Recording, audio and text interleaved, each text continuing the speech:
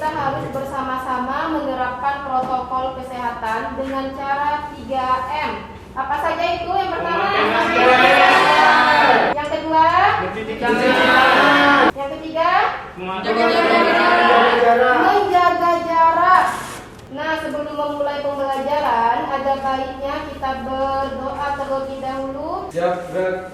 Berdoa dimulai. Bismillahirrahmanirrahim. Rabbi sholli amin. Nah, Ibu absen ya. Aliana Seta, Ilham, Hadir, Bu. berarti hadir semua ya. Nah, kalau sudah di absen dan sudah disiapkan, berarti kamu harus disiplin. Tidak ada lagi yang bermain handphone pada saat proses pembelajaran, dan tidak ada lagi yang mengganggu temannya. Sekarang, untuk meningkatkan rasa nasionalisme kita terhadap tanah air, dan berhubung saat ini juga masih dalam suasana Sumpah Pemuda, mari bersama-sama kita menyanyikan lagu Satu Nusa Satu Bangsa.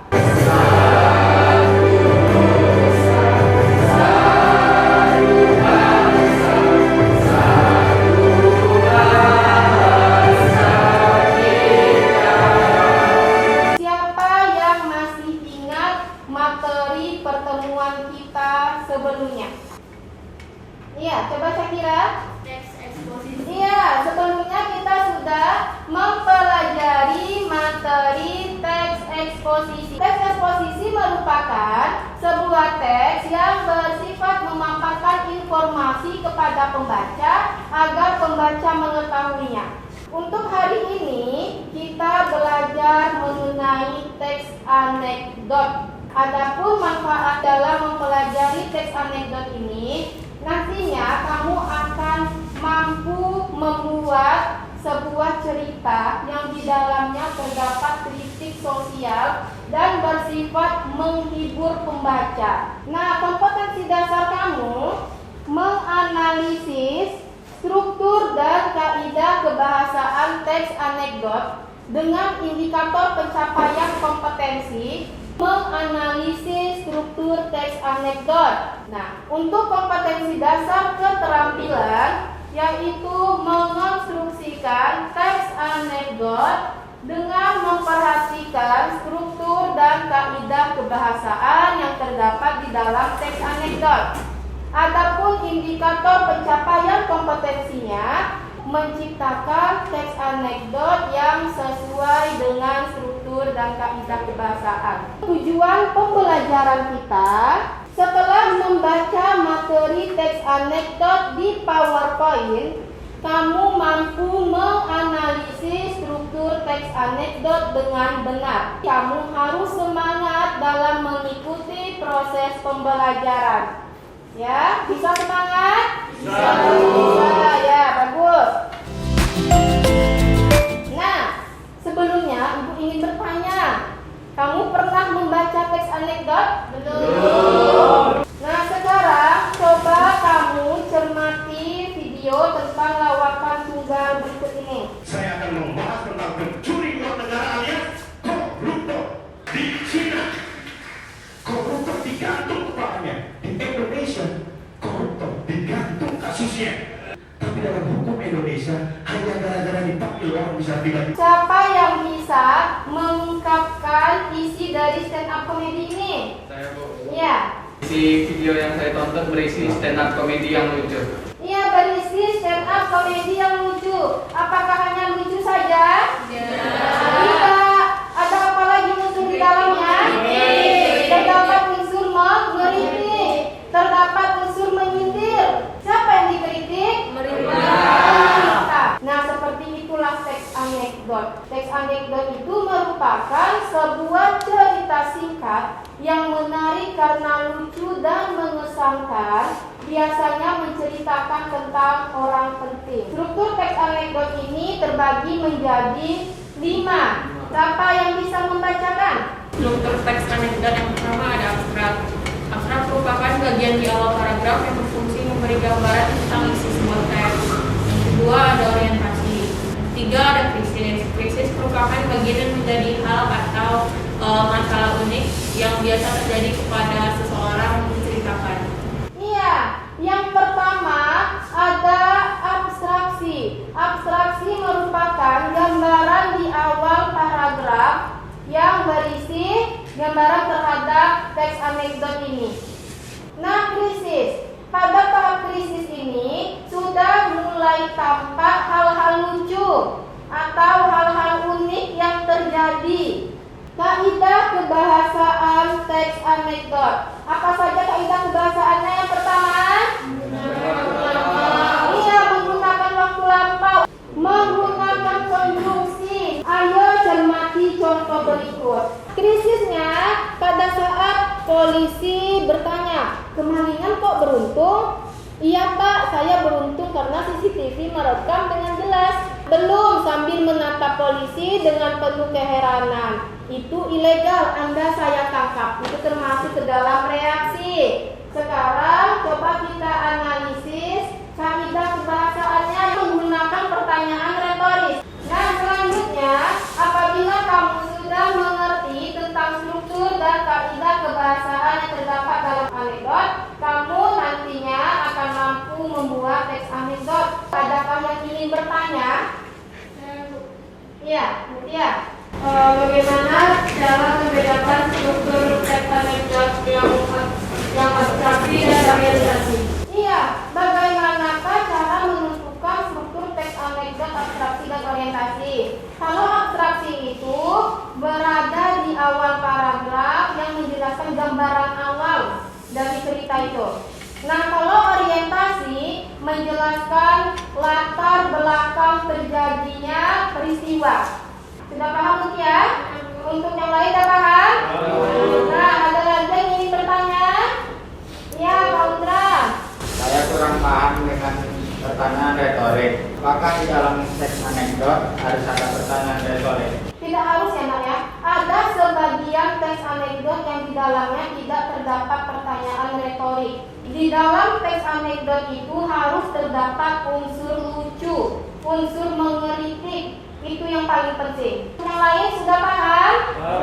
Nah, untuk menguji pemahaman kamu, sekarang Ibu punya sebuah teks ya yang berjudul Kaus Tahanan KPK. Coba kamu analisis struktur dan kaidah kebahasaan yang terdapat di dalam teks ini secara berkelompok.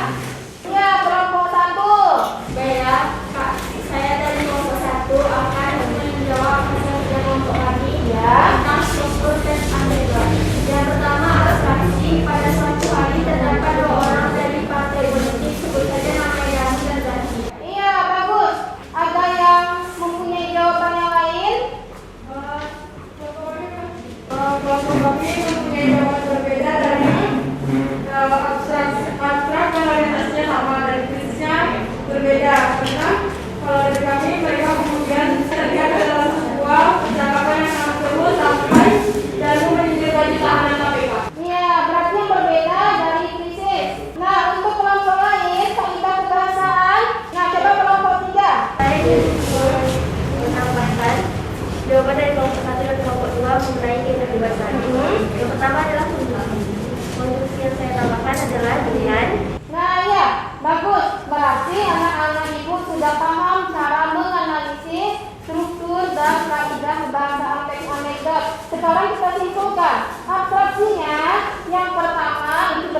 yang paragraf awal.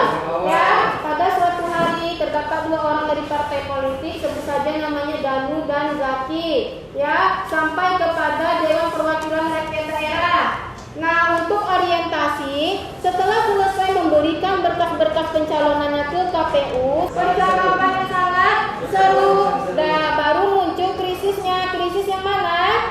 Nah, iya Zak, kamu tahu kan di negara kita sudah terdapat banyak politis-politis yang kaya raya. Nah, itu mulai muncul krisis. Untuk kaidah kebahasaan, yang pertama menggunakan waktu lampau, yang mana? Suatu hari. Sekarang, apabila kamu sudah paham, kita berlatih untuk membuat teks anekdot.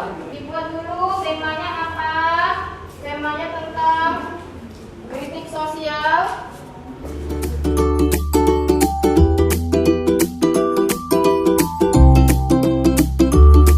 Sekarang kita presentasikan dan teman-teman yang lain mengomentari. Nah, coba kelompok 1 presentasikan hasil pekerjaannya. Seorang ketua RT sedang memimpin rapat dengan warganya. Nah, bagus sekali ya. Sekarang siapa yang ingin mengomentari? Saya Bu. Iya, coba Ilham. Saya ingin berkomentari tentang hasil teks anekdot yang telah dibuat oleh kelompok 1 sudah sangat bagus. Tapi di mana letak kritik sosialnya pada teks tersebut? Nah, iya, di mana letak kritik sosial dari teks kamu? Oh iya, Zaki juga dari kelompok 1 ingin menambahkan di mana letak kritik sosialnya, nah? Yang kita bilang tadi yaitu kritik sosial, itu di mana mengkritik seorang RT yang telah menerima sogokan dan melakukan pemalsuan suatu pemalsuan. Nah, jadi mengkritik seorang RT yang telah melakukan pemalsuan. Nah, kita upload dulu untuk kelompok 1. Nah, selanjutnya kelompok 2. Assalamualaikum warahmatullahi wabarakatuh. Saya akan mempresentasikan hasil diskusi kelompok kami. Sekarang kita berada di akhir pembelajaran. Siapa yang bisa menyimpulkan pelajaran apa yang sudah kita pelajari hari ini? Siapa ya? Iya, Rara. Baiklah, saya akan menyimpulkan pelajaran kita pada hari ini tentang teks anekdot.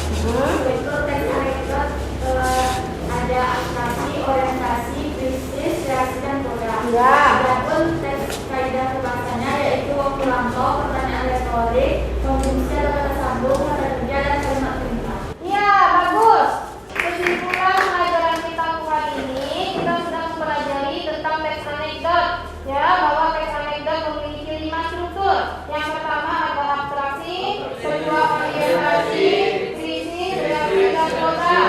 Dan teks anekdot juga mempunyai kaidah kebahasaan. Yang pertama menggunakan waktu masa lampau, yang kedua konjungsi. Sekarang, adakah hambatan di dalam mempelajari teks anekdot ini? Ada, Bu. Iya, coba Rustia, apa hambatan kamu, nak? Hambatan yang saya alami, saya masih bingung menentukan tema dan mengembangkan teks anekdot tersebut. Solusinya